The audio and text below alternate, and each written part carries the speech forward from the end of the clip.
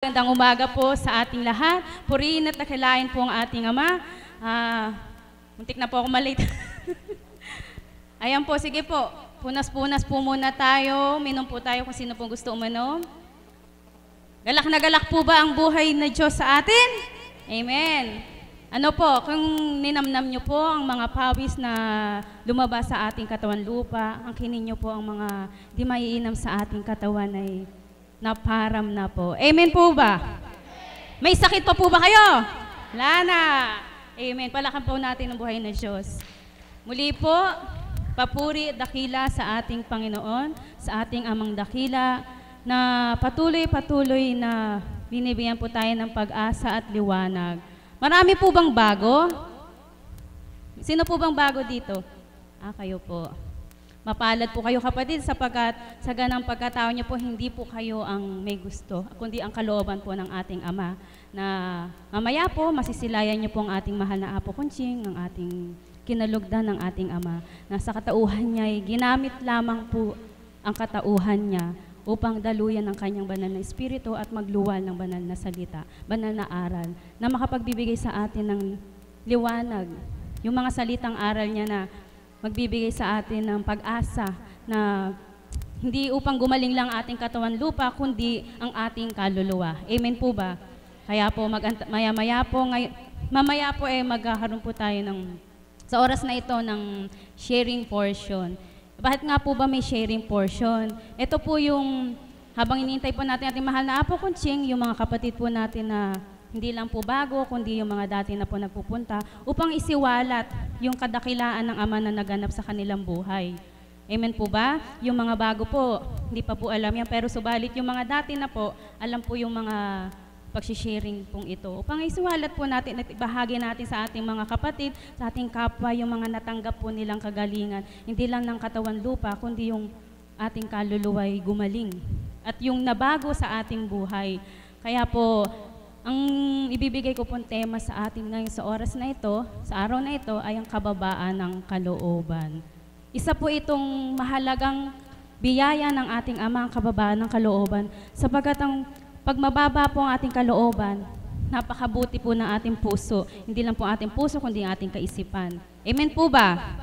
At kung mababa po ang ating kalooban, hindi po tayo makakaisip na gumawa ng masama sa ating kapwa, na hindi po tayo makakaisip na makasakit sa ating kapwa, lalo na iisa na lamang po tayo, magkakapatid po tayo sa Ama.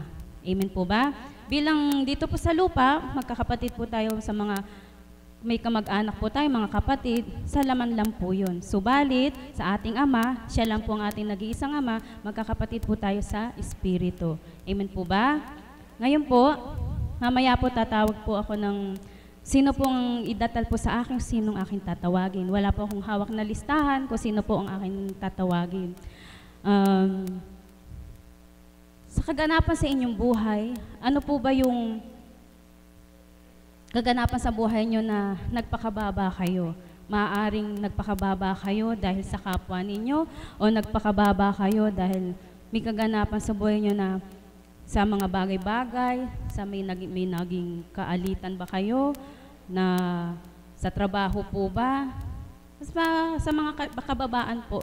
Halimbawa po, di po ba ang saranggola, anumang taas ng lipad nito, dahil lumilipad po ito dahil sa hangin naman po Anumang taas po nito, dadating po ang takda, na sa sobrang lakas po ng hangin, pag hinagupit po siya ng malakas ng hangin, maaaring maputol ang tali nito at bumagsak siya. Ibon man po na sobrang taas ng lipad, hindi niya po makakaya na makalipad ng pinakamataas pa sapagkat wala na pong ibang makakagawa ng pinakamataas kundi ang ating dakilang Ama. Dadating at dadating po yung takda na mapapagod din po siya at pupunta rin po siya sa kanyang pugad upang mamahinga. Ano po ibig ko po ituran sa inyo? Na darating po ang takda na tayo, meron po tayong tao lamang po tayo o bagay man, may dating po na talagang kailangan po natin na mapagod, na ibig ko po sabihin yung tayo po ay hindi po tayo katulad ng Ama na siya lang po ang pinakamakapangyarihan, siya lamang po ang pinakamalakas. at darating ang takda na sa pagputol, sa sobrang taas po ng paglipad na yun, mapuputol po lahat ng ating mga hindi mabuting nasa. Kung lalo na po kung sa masama, puputulin po ng Ama yun. Pero kung sa mabuti, gagabayan po tayo ng Ama. Amen po ba? Sa mga pangarap po natin sa buhay, di po ba? Minsan sa sobrang taas ng pangarap natin sa buhay, kahit ano pong mithin natin, di po natin makakamit. Bakit po? Kasi po meron pong nangyayari na sa sobrang taas ng pangarap niya, dahil nga po iba yung pagnanasa niya, hindi mabuti yung kalooban niya, hindi po pinagkakaloob ng Ama. Pero hindi mo man hilingin sa Ama, hindi ka man mangarap, sapagkat tayo'y anak niya, bati niya kung ano po yung laman ng ating isip at kaisipan, puso natin, ipagkakaloob po niya. Palakpakan po natin Diyos na buhay. Kaya po, tatawag po muna ako ng isa pong kapatid na ano nga po ba ang kababaan loob na naganap sa kanyang buhay upang magpakababa siya. Natawagan ko po ang aking kapatid na Alma Miranda.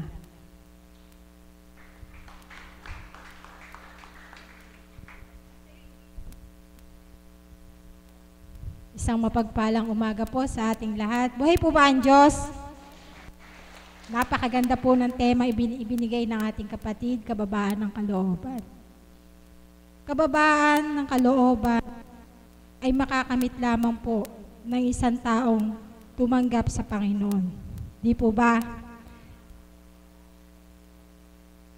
Yung po bang sa bawat araw na ating pagparito dito sa banal na dambana, naroon po yung pandama na ibinahagi po sa atin ng ating Panginoon. Mapalad po ang bawat isa na nakakamit na nito. Ito ay biyaya na nagmumula sa Ama.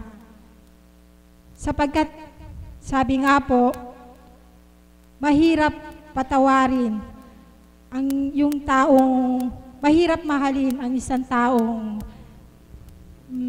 mahirap magmahal, yung bang mahirap mahalin yung pag nagkasala sa'yo, mahirap mo siyang patawarin, mahirap mo siyang mahalin. Sapagkat bilang tao, dumaratal po sa atin na kung minsan ay yung galit po ba sa ating, na minsan po ay naiiwan na po sa ating puso. Subalit, pagka tinanggap mo na po ang Panginoon, nandun na po yung kapag ka po mayroong nasakitan po ang inyong damdamin, nandun na po yung kababaan ng kalooban na tayo po ay makakayanan na po nating magpatawad. Bilang ako po, sa unang buhay ko po, marahil po dumatalman po sa akin yung kung minsan ay may kataasan.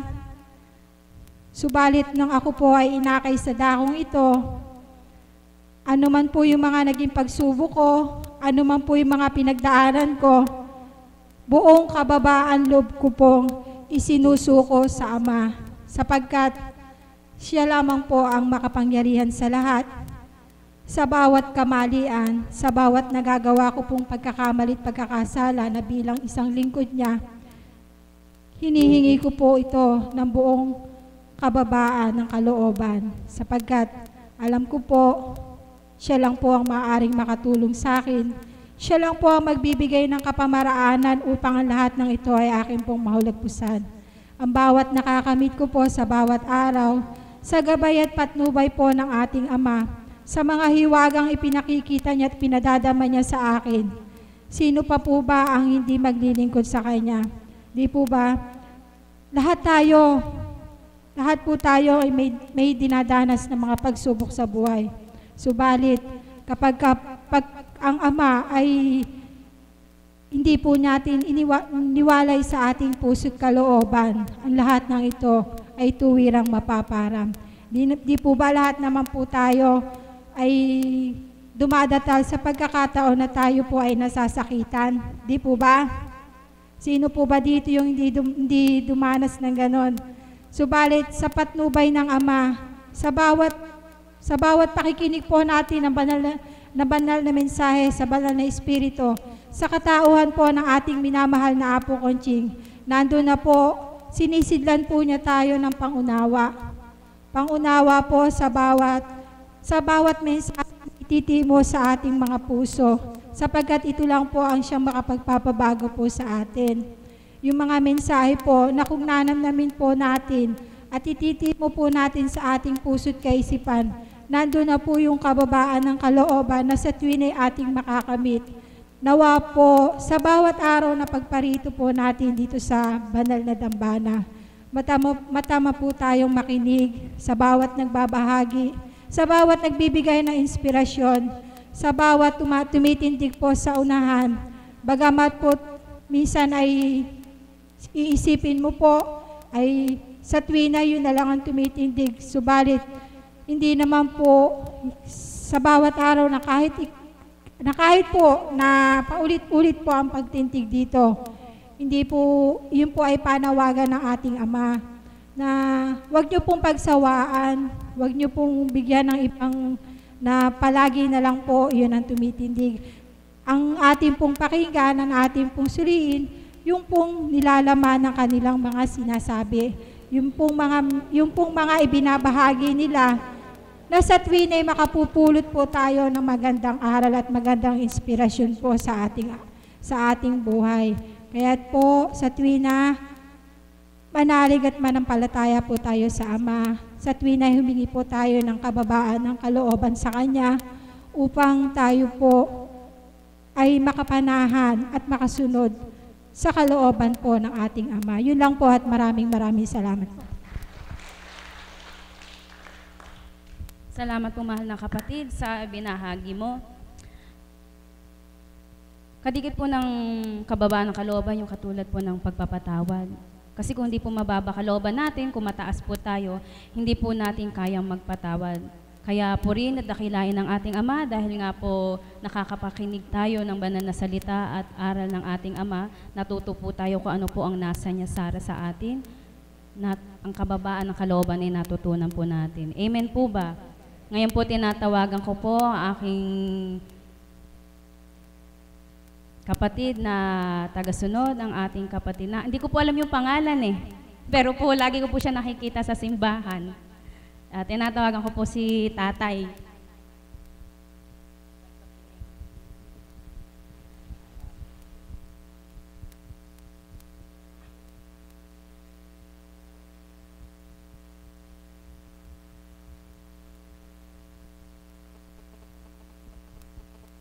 Magandang tanghali po sa umagang ito. Buhay po ba ang Diyos? Nasurpresa po ako doon sa pagtawag ng ating kapatid kasi para pong naaalangan ako ngayon na kasi ewan ko po ba kung bakit parang wala akong hiwa. Pero ganun pa man po, yung pong ating ibinigay na tema, 2 araw pa lang po nakalilipas ngayon na naging karanasan ko ito. Pangulo po kasi ako ng senior citizen sa amin.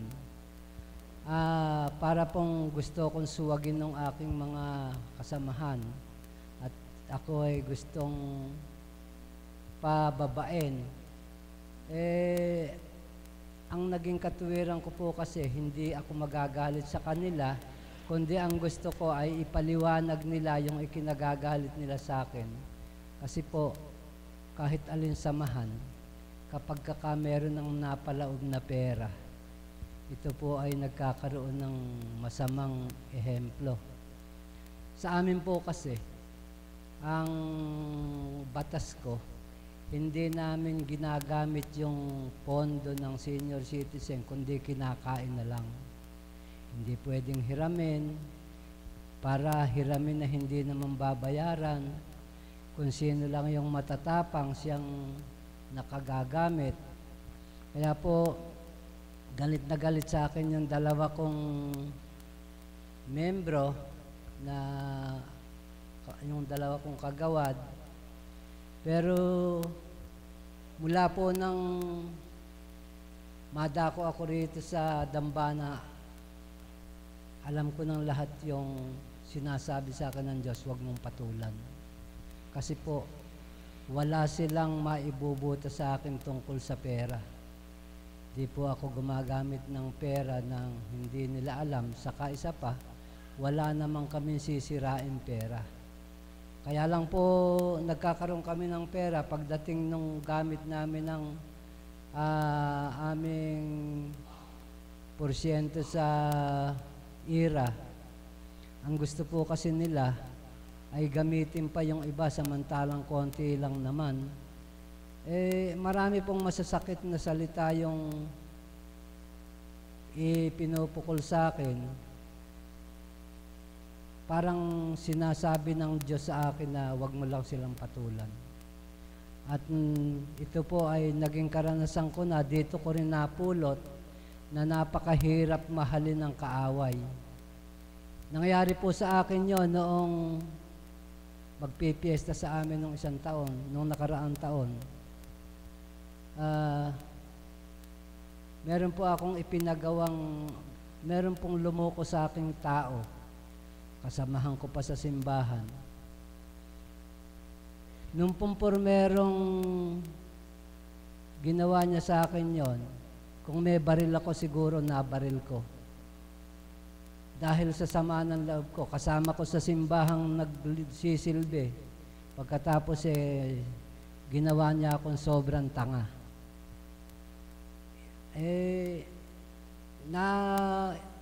Pulot ko po dito, nasabi ni Apo, ang pinakamahirap na tanggapin ay kaaway. Sa awa po ng Diyos, nalampasan ko yon dahil na noong kaarawan ng piyesta, namiyesta pa sa amin. Paano po gagawin ko nung tinanggap ko na rin at pinainom ko pa hanggang sa siya ay nalasing? Mula po noon, hanggang ngayon, yung mga taong naririnig kong palalo, patawarin ka ng Diyos, sabi ko. At ito po ay napakarami ng karanasan na natatanggap ko dito hanggang sa may mga kapatid kami na taga-simbahan ding nangutang. Sa awa ng Diyos, puro pangako lang ang ibinayad sa amin. Hanggang ngayon, pangako pa rin po. Pinatatawad ko na yon dahil na talaga po sigurong ganun ang pagsubok ng Diyos. Gaano kakatibay, gaano kakatagal na magtitiis. Ito po ang ikinatutuwa ko na naging karanasan ko sa natatanggap kong biyaya kay Apong Kontsing na palagay ko po kung pagkakalooban pa ako ng mahabang buhay, di ko makakalimutan ang tumanaw ng utang na loob kay Apo. Kasi po, unang-una nga, nang makarating ako rito, may karamdaman ako. Sa panaginip kong inimbita ko ni Apo na magpagamot dito, ay tinugong ko naman po noon din at awa ng Diyos, yung karamdaman ko na kailangan ko ng 100,000 mahigit para gumaling, dito ko lang natagpuan yung kagalingan. Ito po ay malaki kong ipinagpapasalamat sa Diyos. Hanggang na lang po. Salamat.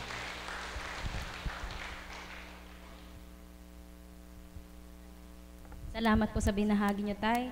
Mapalad po kayo kasi kung sa dating buhay po natin, kahit naman po sino sa atin, di po ba pag meron pong nagsasalita na hindi maganda sa atin, gumaganti po tayo ng salita. Amen po ba? Totoo po, di po ba?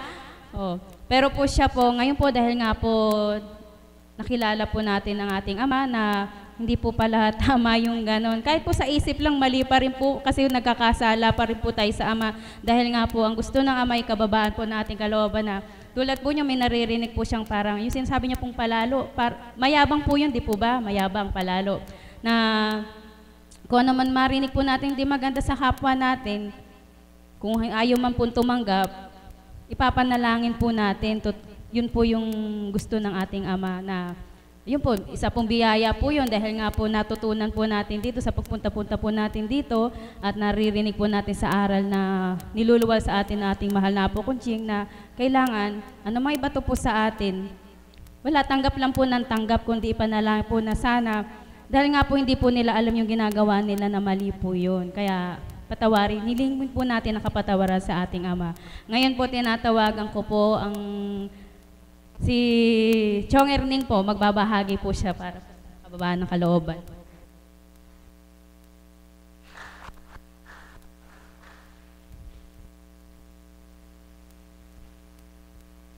Ama, maraming salamat po. At sandali pong ito.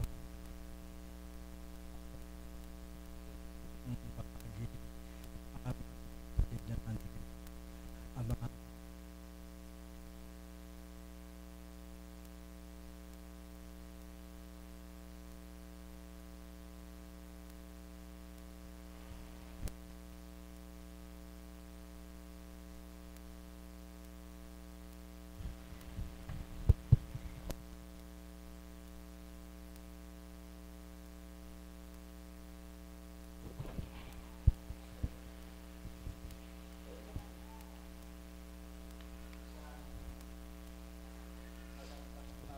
sa patanghalinang ito.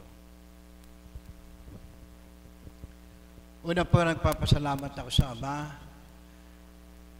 sa mga biyayang ipinagkaloob niya sa ating lahat. Tayo pong lahat na nandirito ngayon ay tumugon sa paanyaya sa atin ng ating Ama. Tumugon po tayo sa paanyaya sa atin dahil gusto nating tayo ay makapulot o makatanggap ng biyayang ipagkakaloob niya sa atin. At sa oras pong ito, napakaganda po ng temang pagsasalu-saluhan natin, ang pagpapakababa. Isa po sa napakagandang tema, yung magpakababa. Dahil minsan po, ay narinig ko na yan, na mapalad raw po yung umuunawa kesa inuunawa. Yung pong mga salita na yon, anak ng Ama. Mga minamahal ko mga kapatid, minsan po natatandaan ko yung mga panalangin nung ating mga ninuno nung una at sa Ama mismo nang galing yun. Yung po bang panalangin ni San Francisco de Assis na ang natatandaan ko po roon, Panginoon, niya, gawin mo po akong kasangkapan ng iyong kapayapaan. Kung saan may alitan, bayaan mo akong maghasik ng kababaan. Yun po ay mga topic na hinihingi sa atin. Dahil kung tayo po ay hindi marunong umunawa, sigurado ko po hindi rin tayo mauunawaan. At kung tayo po ay hindi matututong magmahal, ganoon din po, hindi rin tayo mamahalin. Kaya ang maganda po, matuto tayong magmahal at dan tayo man ay mahalin ng Ama. Paris po kanina, nabanggit ng ating kapatid na mapalad raw po yung umuunawa kaysa roon sa inuunawa. Bakit po nasabing ganoon? Dahil pagka po tayo ang umunawa, tayo po ang nagkakaroon ng malaking biyaya. Dahil iyon po ang gusto ng Ama. Yung umunawa tayo, huwag yun tayo uunawain. Yung magmahal tayo, hindi yun tayo mamahalin. Ako po, sa unang buhay ko, talaga po na kahit na lang ako hindi kalakihan, masyado pong matayog ang lipad ko. Na ang sinasabi ko pong tayog, pagka aki inawe mo, ay kung dadalawa 3 taon lang po, pagka nagkakasalubong tayo, nakaligo na ko rin sa kabila. Hindi ko kayo tinatanaw dahil galit ako sa inyo. Bagay po pala na hindi dapat mangyari yun sa atin. At ang sabi nga po matutuhan nating mahalin yung mahirap mahalin. Paano ko pong mamahalin yung masyado kong inalipusta, masyado kong minura? Pero mula po noong aking makarating sa lugar na ito at makapagdidinig ako ng mga banal na mensahe ng mahal na Apong Konseng, yung pong ganoon pagka aki nagkaroon ng kaaway, kung maaari po noon ding hapon na yon, pupuntahan ko para patawarin ko siya o ako patawarin niya. Kahit na po ako pa may kasalanan, siya pa may kasalanan at ako pinagkasalanan, ako pa po ang hihingi ng tawad. Dahil yun po ang naririnig kong palagi dito, yung matutuhan mong mahalin ang mahirap mahalin. Talaga po na pagkabilang tao, yung kaaway, mahirap pong mahalin yan dahil kaaway mo Pero sa pamamagitan po ng pakikinig natin ng mga banal na mensahe na nagbubuhal sa mahal na Apo, yung pong lahat na yan ay iniwaksi ko na. Hindi po mabuhay ang Diyos. Siguro po kung hindi ako nakarating dito, baka hanggang ngayon po yung ugali ko nung una, ganun pa rin. Na kapag kakaaki inawe mo ay hanggang nakikita ka ta, kaaway ka ta. Pero mula po nung aki makarating dito at makarinig ng mga mensahe ng mahal na Apo, yung pong lahat na yun ay kinalimutan ko na. At ang pilit ko pong ginagawa yung matuto kang magpakababa. Dahil maganda raw po yung mababa kaysa roon sa mataas.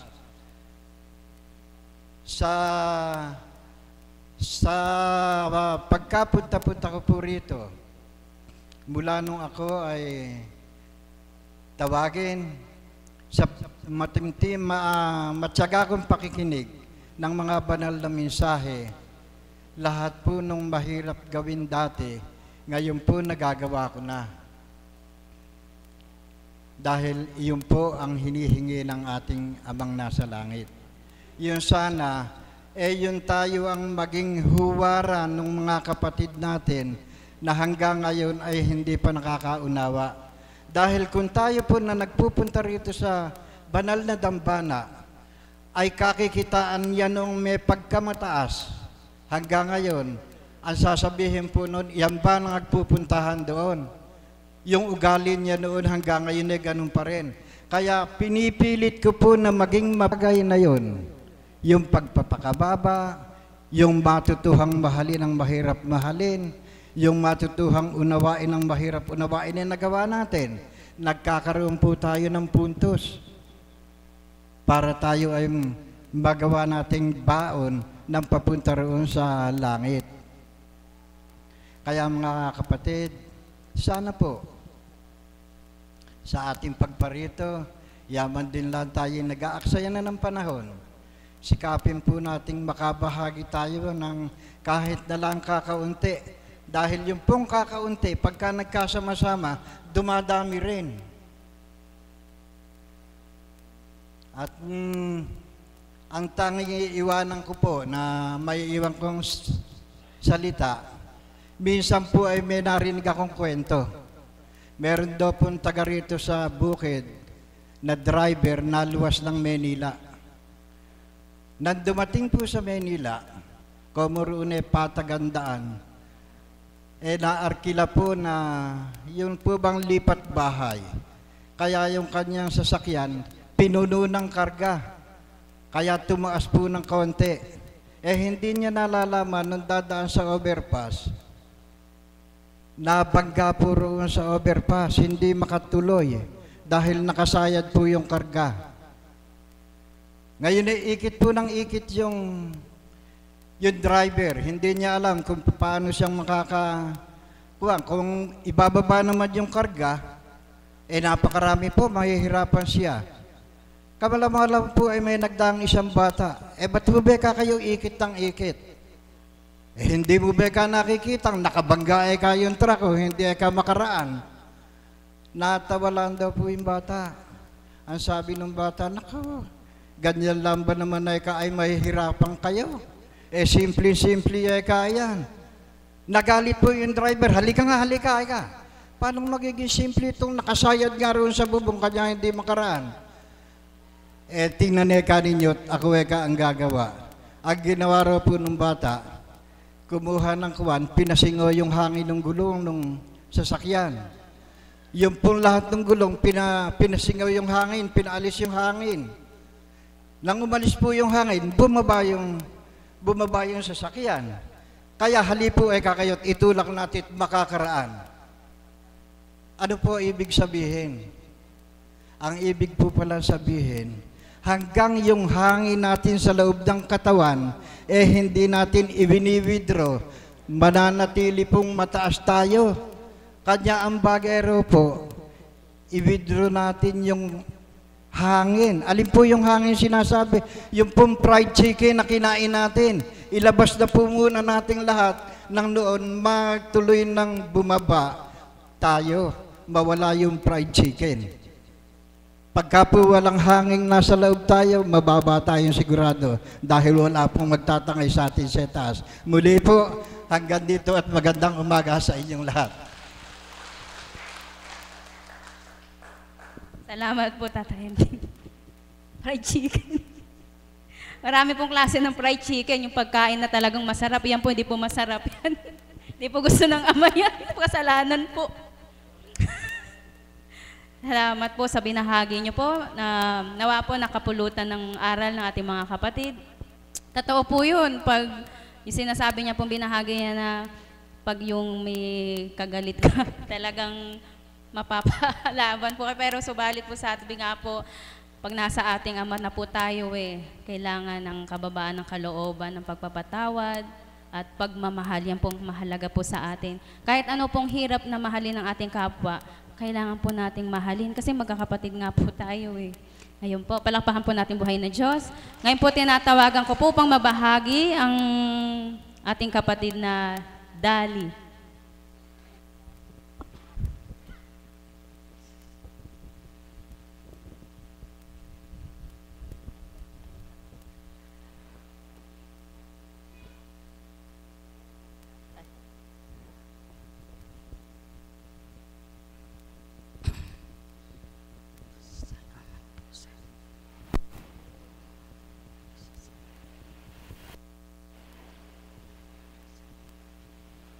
Makukuha niyong pagpakababa, kanya po unti-unti nating pagpipilitan.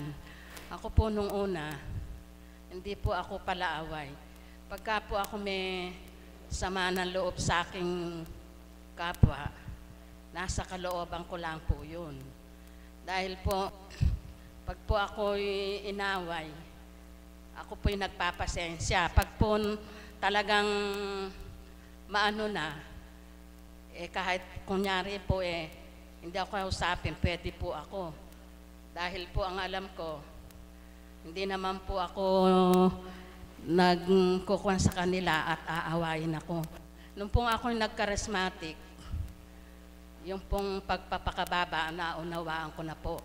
Unti-unti ko pong ikinukuhan po sa buhay ko, hindi po karagling pinatawad mo kagad yung kaaway mo.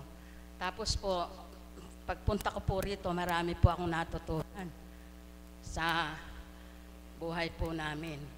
Pagka po nagpakababa ka sa tao, lahat po ng hihilingin mo sa Diyos ay pagkakaloob. Kanya lang po yung iba. Ang kala po nila pagka nagpakababa ka, duwag ka. Sabi ko, Diyos ko, lahat po ng nakakuha kong ganire, ikaw po ang humipo sa kanila. Kanya po, kung kunyari po ang nakaaway mo, hindi naman po nagpupunta sa kabanalan. Napakahirap po talaga. Sasabihin, ganun ba ka ang may pinasukan? Kanya po napakahirap po talaga ang pumunta po sa kabanalan. Kahit po kasalanan nila, magiging kasalanan mo. Kanya po ako, nung pong una, nahihirapan po ako. Nung iniling po sa Ama, Ama, ito pong nangyayari po sa buhay kong ito, kayo po ang nakakabatid kung paano po magpakababa sa tao. Kunyari po, dumalo ka po ng, kunyari po, dala-dala mong charismatic ang kuwang ganun. Sasabihin, ay ganun ba eka? Kanya po ako, pinilit ko po talagang magpakababak dahil po kukuhanin ka po nung mga ibang tao, lalo na po ngayong nakarating po kami ngayon sa Divine. Lahat po ng kilos namin na hindi naman po mali, minamali po nila. Kanya po sabi ko, Ama, kayo po ang nakakabatid sa lahat-lahat ng nangyayari. Lalo na po ngayon may pinagdadaanan po ako. Kanya sabi ko, Ama, ikaw ang nakakabatid. Talaga pong hindi po kami ang may kasalanan. Kanya po, Ama, ituro mo po sa taong ito ng yung kinuko niya sa isip niya ay mali. Pag po yun pinatulan mo, sasabihin na naman, yung ba naman eka ang nagpupunta sa Divine Mercy na pinapatulan ni eka. Pero po talaga, hiniling ko po sa Ama yun. Talaga nung una, talagang hirap na. Ngayon po, unti-unti ko na pong napapaglabanan yun. Dahil po pag may hiniling ako sa mga sakit ng mga anak ko, yung apo ko po, kailan lang po gumaling, pinagkaloob po ng Ama. Ang kagalingan po niya. Kanya po, malaking bagay po ang nandito po, ang mahal na apo. Kung may problema ka, may solusyon. Kung may karamdaman ka, may kagalingan. Yung po ang kinuha namin sa aming pamilya. Yung pong magpakababa, napakahirap po talaga. Kahit po hindi mo talagang talagang pinipilit mo talagang magpakababa. Dahil po, sayang po talaga ang pagpunta natin, katulad ko po, 5 taon na po ako nagpupunta rito. Talaga po, pinipilit ko po talaga. Na hindi po maaksaya yung 5 taon ko pong pagpunta rito. Pag po may hiniling ako sa Ama, ibinibigay po talaga. Kanya po ako nagpupurit, nagpapasalamat sa Kanya. Sa aking mga anak, sa aking mga apo. Nagpapasalamat po ako sa lahat-lahat na pinagkaloob, lalo na po sa mahal na apo na dinadaluyan ng banal na Espiritu. Nagpapasalamat po ako. Marami po salamat sa tanghaling ito. Salamat po, Nana Dali, sa binahagi nyo. Totoo po yun na talagang mahirap bilang tao ang magpatawad at magpakababa. Subalit, wala pong mahirap pag ang Diyos ang kasama po natin. Sapagkat aral po niya yun Yun po ang kalooban niya na magpakababa po tayo, na magpatawad, na pinakamahalaga nga po. Kaya nga po lagi niya sinasabi sa atin na sumayin niyong kapayapaan, agmahalan kayo. Kaya po, Nana Dali, mapalad po kayo sa damdamin niyo na yan sapagkat talagang pinaglalaban niyo ang Diyos. Kagalak-galak po sa ating Ama yan. Kaya ngayon po, tinatawagan ko po susunod ng magbabahagi ang ating kapatid na, hindi ko pa alam yung pangalan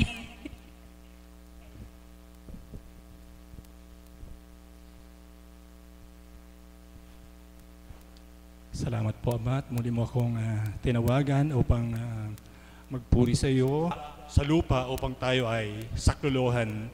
Iyon talaga, siya Diyos, no? Na hari ng mga hari ay nagpapakababa. Kaya siya ang ating tinutularan. Nagsisikap tayong tularan siya. Naniniwala po ako sa presensya natin ngayon. No? Nakarating tayo dito dahil tayo ay nagpakababa. Kapag mataas ang ating pride, wala po tayo dito. Sabihin natin, hindi ko kailangan ng Diyos, malakas pa ako, marami akong pera. Pero dahil tayo ay mababang loob, nandito po tayo, no? Nagpakababa. Kaya nagtagumpay tayo laban sa pita ng laman. No? Kasi pagpapakataas ay gawa ng laman po yun, hindi ng Espiritu. Kaya purihin natin ng Diyos talagang napakadakila niya dahil mahal na mahal niya tayo. No? Ako rin po ay isang mataas, no? Matayong lipad noong mga nagdaang taon, lalo na noong kalakasan ko pa.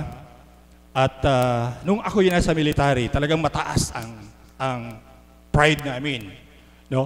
Doon sa unit na kinabibilangan ko ay dati yun ay Special Warfare Brigade. Sa ngayon ay Special Operation Command. Kapag hindi ka Ranger graduate, hindi ka kinakausap ng mga Ranger graduates. Hindi ka Special Forces graduate, hindi ka kinakausap ng ibang ano. I don't want to talk with non-Rangers. I don't want to talk with non-Special Forces. Mataas ang pride ko. Tinake ko sila parehas para makausap ko sila lahat. At ginawa ko lahat ng makakaya ko.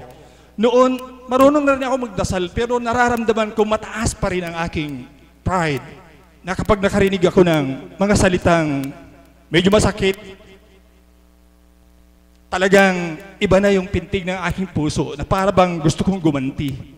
Ayun ang dati. You know? Tapos pinalad ako na mapili dahil nga doon sa resulta ng mga schoolings. Pinalad akong ipadala sa CONUS, no? Sa US, sa Texas. Mataas din ang aking pride. No? Kaya nung pagbalik ko dito, na naging successful yung schooling, dumating ang pagsubok sa aking buhay upang ibaba ako ng Panginoong Diyos. Dahil ako'y non-commissioned officer at may mga accomplishment sa combat, bagamat hindi ako nakatapos ng pag-aaral, under sa Republic Act ng 718, pwede ako maging opisyal at nag-apply ako doon. No? Nag-apply ako. Ang daming processing, ang daming dinaanan na butas. Nakalusot hanggang itaas.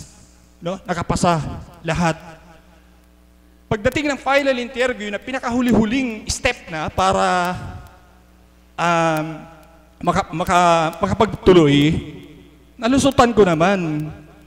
Then, sabi ko matutuloy na yata. Then, nakaprepare na yung aking mga new sets of uniforms para sa officer preparatory course. No? Kailangan pag bagong official ka kasi, mag-take ka ng course na yan, no? Yung pinaka-basic ng officers. Pero nung i-follow up namin yung orders namin, yung order, pagiging opisyal, nanlumo ako, nanlamig ako, tinawag ako ng secretary ng board, parado, alin ka, sabi niya sa akin. Sabi niya, masakit man sa loob ko, kailangan sabihin sa iyo, sabi niya, yung pangalan mo, inislas ng isang member ng board. At yung member ng board na yon, na-retired na rin ngayon, noon, major siya, junior sa kanya yung mga ibang members ng board. Kaya nakaya niyang pinakancel yung pangalan ko. Kaya ang sakit-sakit talaga sa akin yun, yung andyan ka na, abot kamay mo na, biglang binaksak. Kaya masakit talaga sa loob ko yun, dahil gumastos ako ng pera, ng pagod, pero ang comfort ko na lang sa aking sarili ay, Lord, maaring kalooban mo ito. Kasi kung tuloy akong naging opisyal at patuloy mataas ang pride ko, malamang pinadala ako sa South at maaring patay na ako ngayon. Kaya nagpapasalamat ako sa Diyos at ibinaba niya ako upang makamtan ko yung kanyang biyaya, pagpapakababa. Kaya minsan, nag-ahni ako doon sa bandang Isabela, itong nakaraan lang. Makita ko yung ibang pananim, lalo na yung kuya ko, doon sa mataas, medyo bulubunduking ang taniman niyang mais. Dahil medyo tagtuyot ng mga nakaraang mga buwan, kaliliit na mga bunga, maliliit ang bunga niya. At 100% lugi siya sa kanyang puhunan. Makita ko yung tanim ko na nasa mababa, malapit sa ilog, mababa siya, bagamat walang gaanong ulan noon, namunga pa rin siya ng malalaki, sabi ko ganyan. Kaya pinagninilayan ko itong mensahe ng Diyos na ito na angkop dito sa ating tema ngayon. Kasi mababa yung lupa na yan. Namunga pa rin yung tanim ko kasi mababa siya. Kung ating iugnay sa ating sarili, yung pagpapakababa ay biyaya ng Diyos sa atin. Mahirap gawin ito, yung pagpapakababa. Pero pag tayo ay puspos ng Espiritu, kaya natin magpakababa, kaya natin magpatawad kahit sa ating kaaway. Dahil yun naman ang nais niya eh. Ibigin mo ang iyong kaaway, ito talaga ang mahirap gawin. Pero dahil sa tulong ng Banal Espiritu, magagawa natin ang magpapakababa. Gusto kong i-end ang ating sharing ngayon, ang aking mensahe, sa magitan na rin sa Matthew 5, siguro nabasa nyo ito. Mapalad ang nagpapakababa sapagkat tatamuin nila ang ipinangako ng Diyos. Yung binanggit ni Tatay kanina, ang nagpapakataas ay ibababa. Katulad ko, binaba ako ng Diyos upang hindi maging palalo sapagkat alam niya kung saan ako hantong. Kung patuloy akong katotohanan, sabi nga niya, maguguho ang mga bundok at mga burol, ngunit ang salita ko ay hindi magbabago kailanman. Purihin natin ang Panginoong Diyos. Maraming salamat po.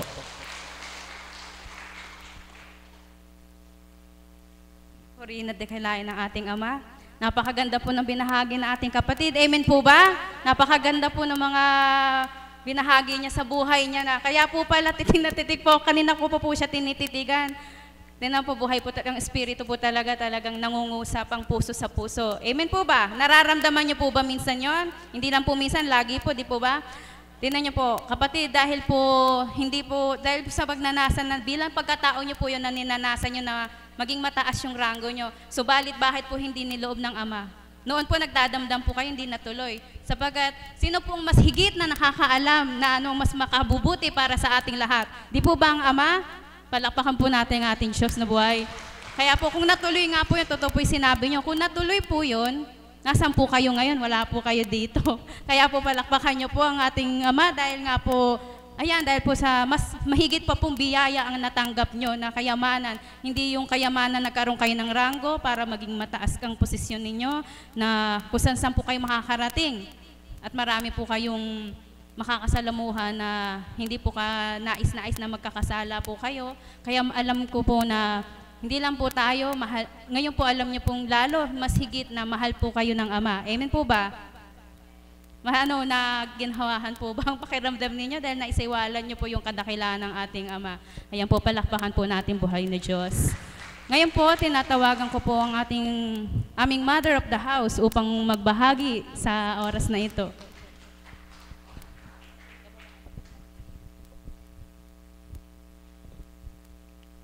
Salamat, Ama. Muli sa oras na ito at sa araw na ito ay pinagkaloob mo na maghayag ng iyong kagandahang loob at kabutihan sa bawat araw. Na sa amin ay patuloy mong nilalayo na aming makamtan. Na sa dako mong banal ay patuloy mong ibinibigay ang aral sa pamamagitan ng ikinalugdan ng aming mahal na Apo Kunching upang ganap naming matutunan ang iyong kagandahang loob at kabutihan. At sa pamamagitan ng paglilingkod sa iyo, higit namin nararamdaman na ikaw ay buhay na totoo. Nawa po, Ama, ang mga anak mo pong tinawagan sa araw na ito ay ganap kang madama, maisipi sa kanilang puso ang iyong kagandahang loob at kabutihan upang wag masayang ang buhay na iyong pahiram at sa bawat araw, ang pakinabang ay patuloy nila makamtan. Amen. Buhay po ba ang Diyos? Purihin, dakilain ng ating Panginoon, kababaan ng kalooban. Alam niyo po, kapag bilang tao, na taong tao, na walang bahagi po ng banal na espiritu na tutupad sa katawan, hindi po ito magagampanan ng natural na tao. Amen po ba yun? Bakit ko po nasambit? Sapagkat sa bawat araw, kapag ang kaukulang bahagi sa iyo ay bilang pagkatao ka, siyempre may pride ka, di ba? May pride ka, may ego ka, at lagi mong pinahahalagahan yung sarili mo.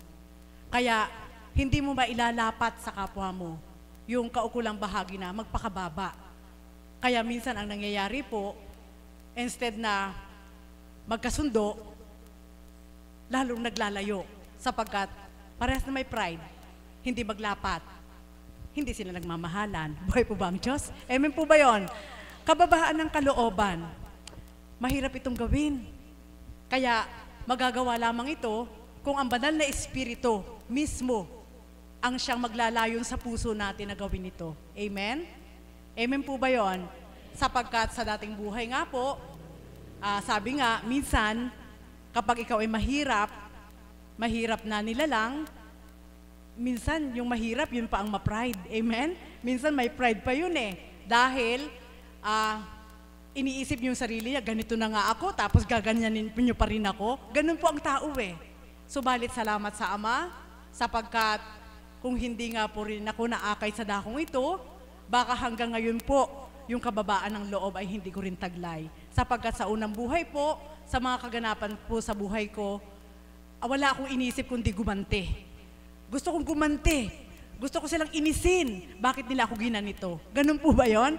Amen po ba yon? Ganun po mga kapatid. Yun po yung aking laman ng isip nung bago-bago lang po ako na napadpad sa lugar ng Bulacan, na sa aking lugar na aking pinagmulan, ay ako'y nabugbog sarado ng pagsubok. Subalit, dahil walang nagpaliwanag kung paano dadalhin ang kaukulang damdamin na yaon, salamat sa Ama, kung hindi nga po nasumpungan ng dakong ito, at kung walang isang kapatid na Pearl na naglalayon sa tuwina na tanggalin mo yung puot sa puso mo, hindi ka aasenso. Buhay po ba ang Diyos? Amen po ba yon? Sapagkat ang kababaan ng kalooban, hindi ito magagampanan mo kapag may galit ka sa puso mo. Amen? Amen po ba yon? Kaya mga kapatid, nawa po, mapagnilay po natin ito, sapagkat napakahirap pong tumindig sa gitnang ito kung hindi katotohanan sasambitin mo. Kaya sa bawat araw po, nang dumatal nga po ang kaukulan na ako'y naakay sa dakong ito, syempre po, unti-unti na pong ipinaliliwanag ng banal na Espiritu kung ano magiging taglay ng bawat isa upang makatugon sa panawagan ng ating Panginoon. At isa po yan sa mga, kumbaga isa yan sa mga criteria na dapat nating kamtin para makasama tayo at mailapat sa damdamin ng ating Panginoon, yung kababaan ng kalooban. Subalit, sabi ko nga, ng mga panahon po na yon, matigas pa rin po ako. Nung time na humahayo po ang Divine Mercy, sabi ko nga po, sasama ako, sabi ko kay kapatid na Pearl, nung sumama na po, umpisa na po yung mga pagbibless. Siyempre po, nung binibless ka po, sasabihin sa'yo ng banal na Espiritu kung sino ka.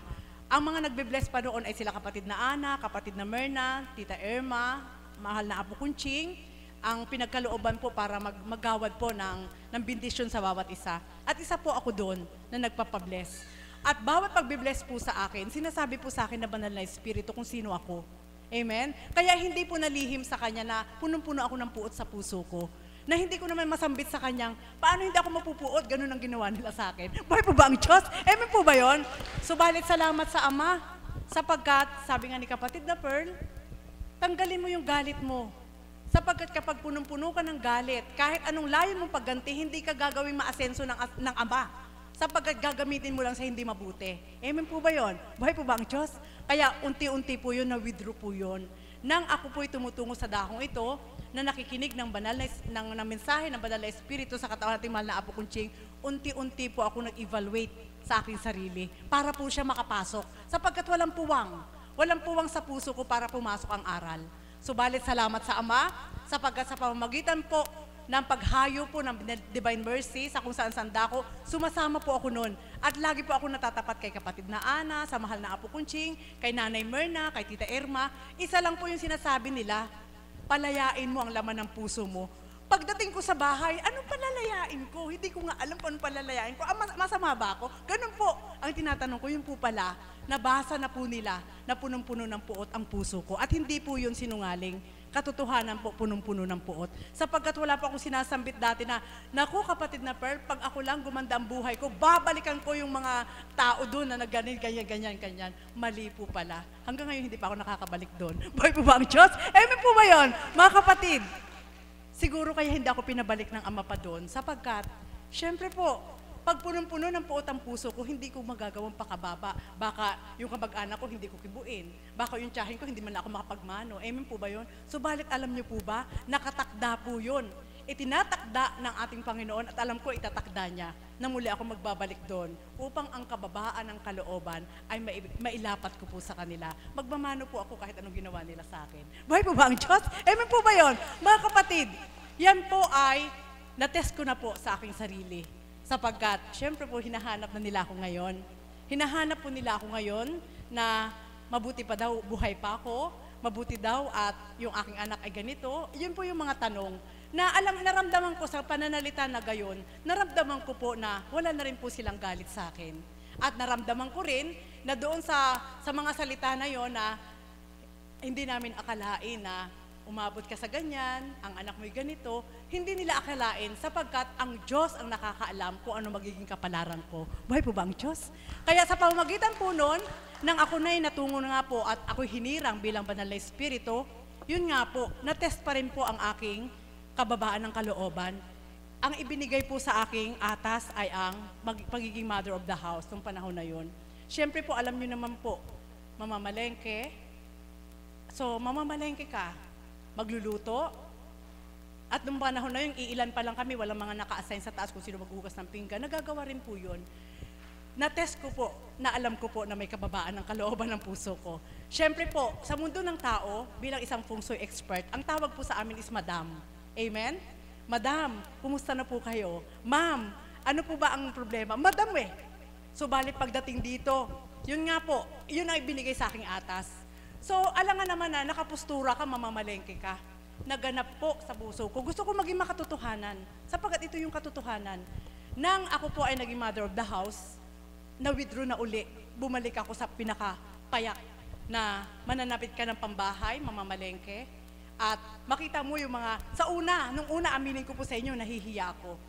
Pag nasasalubong ko po yung mga nagsasabi sa akin, Madam, at nakapangbahay lang po ako, na may bitbit akong basket, mamamalengke ako, saan ka ba ngayon?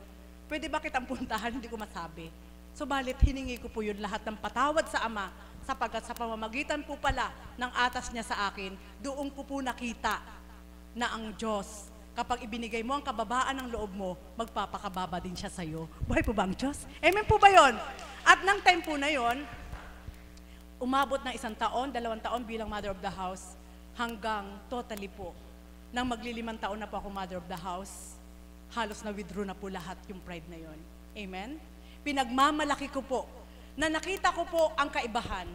Kahit ka pala ordinaryong tao lang at naglilingkod ka sa Diyos, kahit sa daan ka, mamanuhan ka ng mas mataas pa sa'yo. Buhay po ba ang Diyos? Amen po ba yun? Yun po yung pinagmalaki ko. Na kapag isinuko mo pala yung pride mo sa Diyos, ang Diyos naman ang magbibigay para mataas ka. Amen? Buhay po ba ang Diyos? Kaya simula po noon, pag may nagtanong, Madam, nasaan na? Ay nako, nasa Divine Mercy kami. Alagad ako ni Apo Kunching. Pumunta po kayo para makita nyo. Buhay po ba ang Diyos? Amen po ba yun? Yan na po yung ipagmamalaki mo. Hindi yung dating ikaw. Kaya mga kapatid, yun po, na-test ang lahat. At salamat sa Ama, sapagkat hindi ka pala lugi.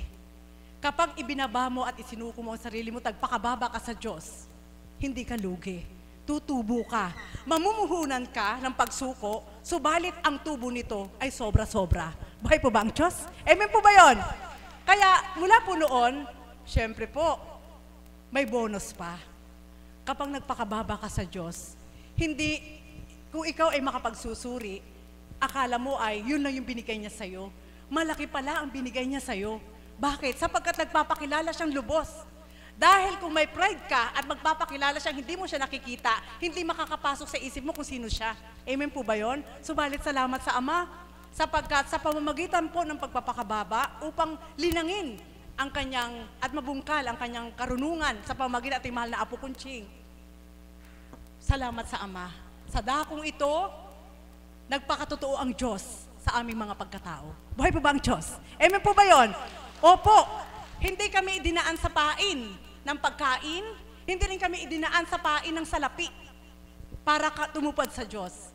At sa dakong ito, puro ang ibinaba ng Diyos, ang kanyang mga aral, na siya nakaantig at bumihag sa aming puso upang kilalanin ang katotohanan ng Diyos sa pamamagitan ating mahal na Apo Kunching. Kaya ito po, andito pa, magsasampung taon na po akong alagad, na sabi ko nga, parang kailan lang na kapag binaliktanaw po, napakahaba na palang panahon. Subalit, sa palagay ko sa akin pandama, napakakunti pa yon kumpara doon sa luwag na ibinibigay ng Diyos bawat araw. Buhay po ba ang Diyos? Amen po ba yon? Mga kapatid, bakit ito ang binahagi ko po sa inyo? Totoo po yun. Walang rate sa Diyos na kailangang magpakataas ka sa mundo ng tao. Nakita niyo po si Mami Beth, sorry po, gusto ko po ibahagi. Siya po, direktor. Napakalaki po niya ng puhunan niya kaysa sa akin. Sabi ko nga sa kanya, ang puhunan ko kay God, bonus ko na lang eh. Buhay po ba ang Diyos? Amen po ba yun? Ang laki po ng puhunan niya, si kapatid na Josie. Yung mga kapatid ko po na may pinagtapusan, yung mga kapatid na, mga architect, yung mga kapatid ko architect, may mga pinagtapusan po. Sila po, napakalaki ng puhunan nila. Kung i-rate po natin doon sa nakamtan po nila sa mundo ng tao, pero bakit sila nagpakababa sa Diyos? Isinasampol ko po sila sapagkat proud po ako sa mga kapatid ko po na may mga salapi. Proud po ako sa mga kapatid ko may mga pinag-aralan, nagpakababa sa Diyos. Sapagkat bakit nila yung nagawa? Ako pa kaya, wala naman ako pinagtapusan, ba't hindi ko magagawa? Kaya gusto ko rin gawin para sa Diyos. Buhay po ba ang Diyos? Mga kapatid, masarap. Sapagkat sa larangan po pala ng kabanalan, ang pagpapakababa sa ating Panginoon, hindi na niya sisitahin sa iyo na, ikaw, direktor, inakay kita, nagpakababa ka, mas malaki ang ibibigay ko sa iyo. Ikaw, journalist, magpakababa ka, ibibigay ko sa iyo. Kaya pati na Josie yun, ibibigay ko sa iyo ito. Ikaw, ganyan ka lang, ibibigay. Hindi po. Ang ating Panginoon, kapag pare-parehas kayo ng damdamin ng katapatan sa Diyos, iba't iba man ang angkop na ipagkakaloob sa iyo, parehas kayo masyasyahan. Buhay po ba ang Diyos? Amen po ba yun? Kaya walang magiging inggit. Amen? Walang mainggit, walang magsasabi na, bakit binigyan siya ng mas malaki, yung sinuko niya gano'n. Hindi po, hindi gano'n ang ating Panginoon. Sige po, magnilay po kayo. Kaya salamat sa Ama. Sabi ko nga, kabababa ko lang, sabi ko kay Mami Beth, ang buhay na ipinahiram sa akin ng Panginoon, ayoko masayang. At nakikita ko po doon, yung mga pagpapakababa na ipinagkaloob ko sa ating Panginoon sa iba't ibang paraan, ibinabalik niya sa akin sa iba't ibang paraan para lalo ko siyang mapahalagahan. Hindi niya ako binibigyan ng marami. Kailangan kong mag-force, magbigay ng power na bilang tao, manual, para maramdaman ko na umaayon sa akin ng Diyos, nakasama ko siya na nakikipagsapalaran sa mundong ito. Buhay po ba ang Diyos? Amen po ba yun? Opo, nakita ko na po, ayaw akong bigyan ng Panginoon ng walang hirap. Sapagkat bakit? Bakit kaya? Bakit kailangang pahirapan? Dahil mas higit alam ng Diyos na kapag wala kang hirap, nagagalaw sa mundong ito, na sige ka lang tanggap ka ng tanggap, mahihiwalay ka pa rin. Amen? Kaya salamat po sa Ama, sa pamamagitan ating mahal na Apo Kunching, naging malinaw sa akin ng lahat kung anong nais ipaulat ng ating Panginoon. At sa dakong ito, sa pamamagitan ng mga mensahe araw-araw, kung paano hinihimay po ng ating Panginoon na ito anak ang dapat mong gawin, ito anak ang dapat mong gawin, doon mo pala maibibigay sa Diyos na kahit hindi mo kaano-ano, mamamahal mo pala talaga. Buhay po ba ang Diyos? Kaya mga kapatid, halina po kayo, ang ating mahal na Apo Kunching araw-araw. Pinagbabatahan tayong lahat. Tinatanggap ang katotohanan, ibinibigay sa atin ng buo, wala siyang tinatago. Kaya nawa po ang katotohanan yan, kung paano siyang nakatanggap sa ating Panginoon at nilalayo naman tayong hasikan, naway wag mabigo sa ating Panginoon, at nawa po ang kababaan ng kalooban ay patuloy nating madama na ilagak sa Kanya. Maliit man at malaki ang puhunan ng bawat isa, subalit alam ng Ama ilalapat kung anong ibibigay sa iyo upang masyahan ka bilang tao. Muli po, magandang umaga po sa tanghaling ito.